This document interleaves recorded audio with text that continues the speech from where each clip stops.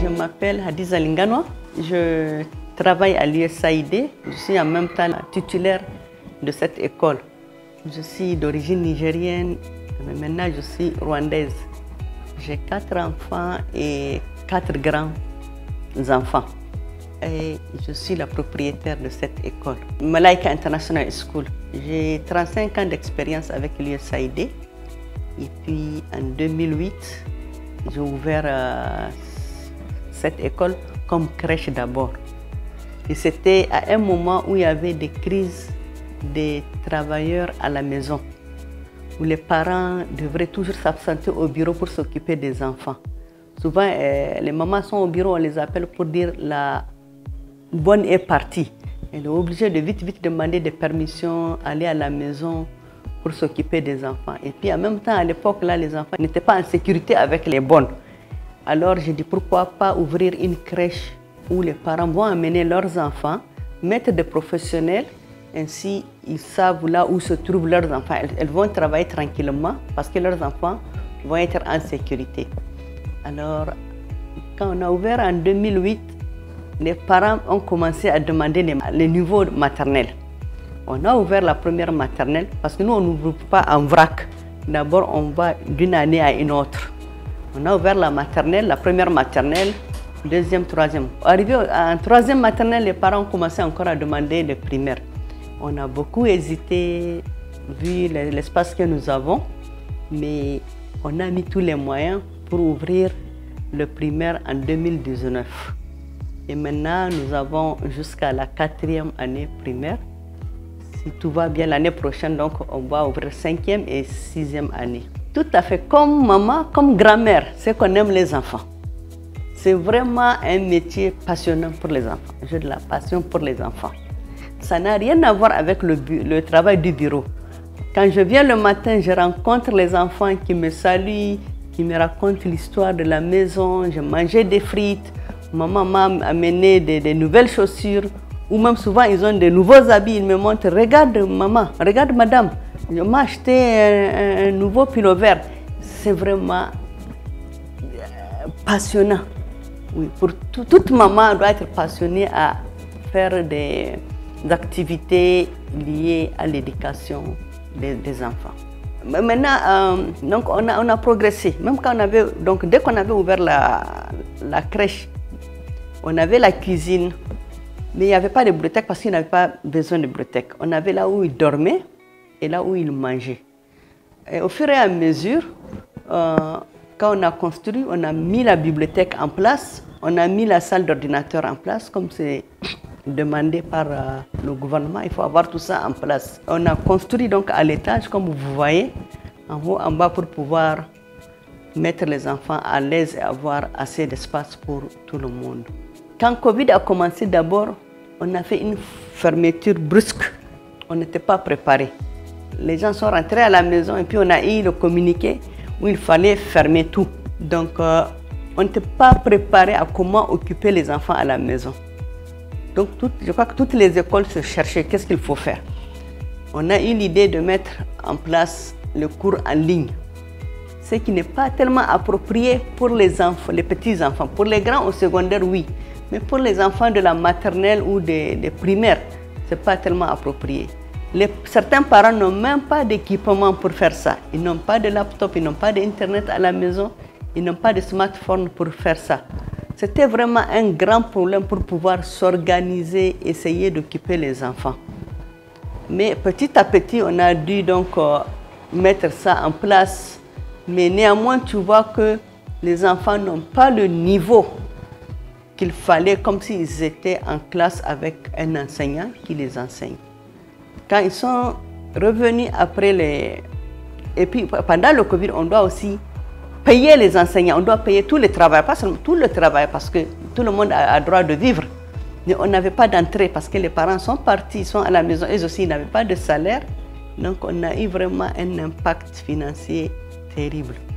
Mais quand on était revenu, il nous fallait aussi du temps pour mettre le niveau des enfants à jour, pour mettre tout ce qu'il faut en place pour la sauvegarde des enfants, pour les éviter d'avoir le Covid.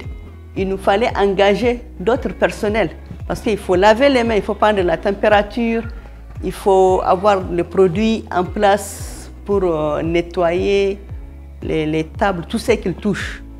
Et il faut aussi essayer de surveiller les enfants. Et c'est difficile parce qu'on dit que les enfants ne doivent pas se donner la main, ils ne doivent pas s'accrocher. C'était vraiment un grand défi. Mais on y est arrivé. On continue toujours à mettre le niveau des enfants en ordre. On fait des cours supplémentaires, pas de charge aux parents parce que ça c'est l'initiative de l'école pour essayer de les mettre à jour parce qu'ils ont beaucoup raté les programmes. Moi je pense que, bon, comme que ce soit une femme ou un homme, hein, il y a toujours des défis, des challenges dans les business ou dans la gérance d'une équipe. Ce qui est un peu difficile pour une femme, c'est gérer l'école, gérer l'autre bureau et aussi gérer la famille à la maison. Parce qu'en général, nous sommes en Afrique quand même et la femme est toujours responsable de la maison. Mais sinon, moi, je vois que c'est même une très bonne idée d'avoir une femme fondatrice d'une école. Parce que partout, c'est la femme qui est chargée de l'éducation. Mais et comme nous sommes chargés de l'éducation, on met tout en place pour qu'il y ait une meilleure éducation pour les enfants. Donc, d'abord, cette école est différente des autres parce que si vous voyez, nous avons une structure familiale. Chaque employé que vous voyez ici connaît le nom de chaque enfant et la classe de chaque enfant. Donc, nous mettons un nombre restreint des enfants parce que nous voyons la qualité, pas la quantité. Et puis, notre prix est très raisonnable. Ce qui fait qu'on donne accès à tout Rwandais d'avoir accès à l'éducation de qualité à moindre frais. Et nous sommes une école internationale, nous avons un programme international. Nous offrons 2 programmes aux parents qui ont le choix de programme francophone ou le programme de Cambridge. Et même le programme de Cambridge, nous l'avons modifié pour ajouter d'autres matières qui ne sont pas de Cambridge. Comme ça, à la fin de 6e primaire, si les parents n'ont pas l'argent pour aller dans les écoles secondaires Cambridge qui coûtent très cher, ils peuvent aller dans le programme national parce que nous avons inclus une partie du programme national dans notre programme de Cambridge. Nous avons une vision d'ouvrir même l'université. Donc aujourd'hui, nous sommes au niveau primaire et si tout va bien, on peut ouvrir le secondaire et pourquoi pas l'université. Notre vision, c'est la qualité de l'enseignement. Dans d'autres pays, il y a ce qu'on appelle des écoles d'excellence. Alors, moi, ma vision, c'est de faire de Malaika International School une école d'excellence en Afrique de l'Est. Comme ça, les enfants qui vont sortir d'ici, c'est pourquoi Malaika, ce sont nos anges, donc ils vont sortir vraiment comme les enfants d'excellence. Oui, ce que nous demandons d'abord aux parents, parce que l'école, même si c'est une école privée, c'est une école des parents, c'est une école du gouvernement, c'est une école de toute la communauté.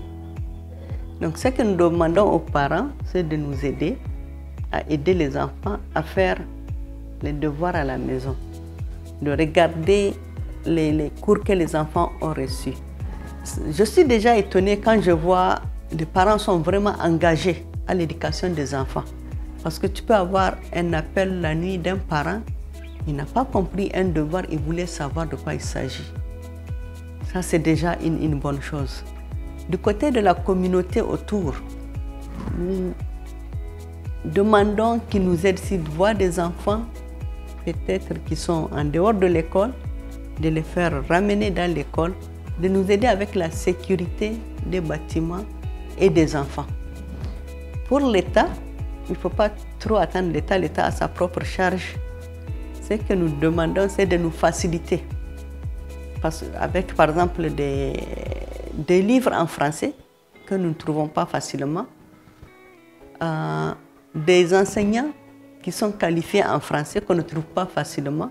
Donc si l'État peut aider peut-être avec des coopérations d'autres pays francophones, on fait venir des enseignants qui sont bien en français pour la qualité vraiment de l'enseignement des enfants qui sont ici. Pour moi, ce que je vais dire aux femmes, aujourd'hui il n'y a pas de femmes, il n'y a pas d'hommes.